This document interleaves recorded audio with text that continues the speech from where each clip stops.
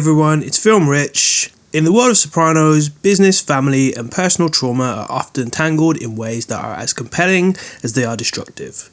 In today's video, we're breaking down episode 2 of season 1, 46 long. From botched heists to kitchen fires and maternal manipulation, this episode continues to build the psychological and narrative foundation of what will become one of television's most iconic series.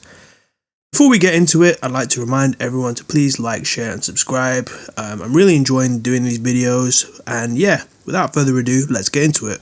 The episode opens with Tony, Pussy, Paulie and Chris watching a documentary that claims the mob is dying out. It's ironic, they're counting cash while scoffing at the idea.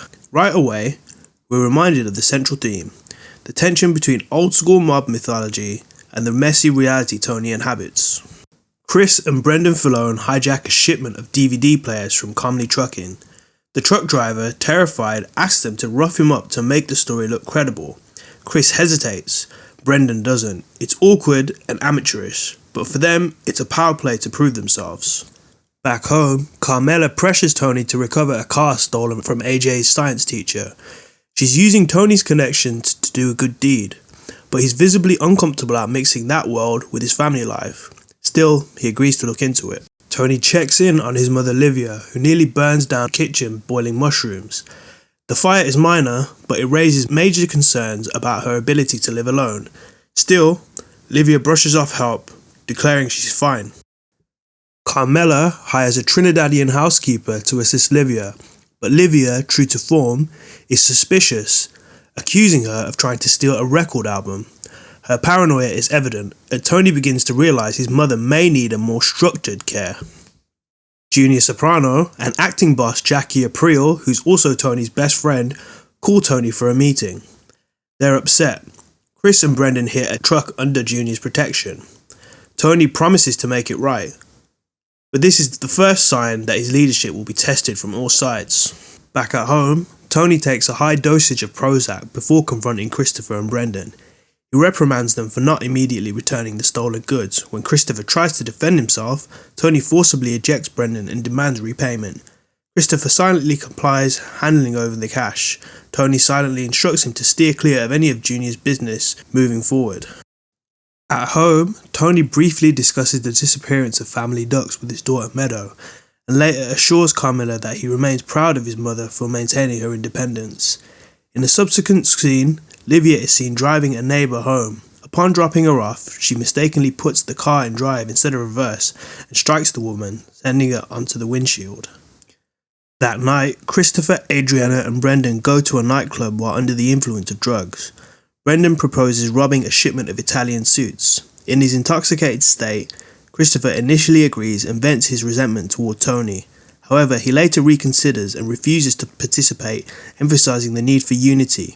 Brendan, frustrated, departs angrily. Tony eventually visits Livia to inform her of the decision to move her to a retirement community. She reveals that she's already given away her jewelry, provoking Tony's anger. Despite her continued resistance, Tony and Carmela escort her to Greengrove, where she reluctantly signs the paperwork. Brendan and two accomplices attempt another robbery from the same shipping company. The heist ends in disaster when one of their weapons accidentally discharges, fatally wounding the truck driver. The accomplice flees the scene, leaving Brendan in shock. Christopher later informs Tony of the incident. Enraged, Tony summons them for a meeting. He chastises them once again and demands that the stolen merchandise be returned to the company's yard.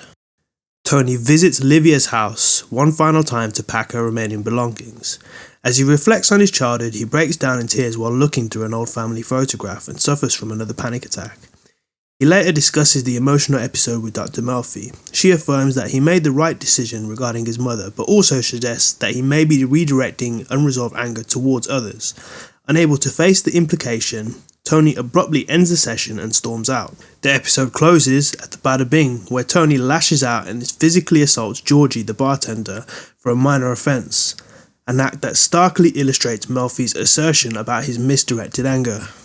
Episode 2 of The Sopranos doesn't just continue the story, it escalates it.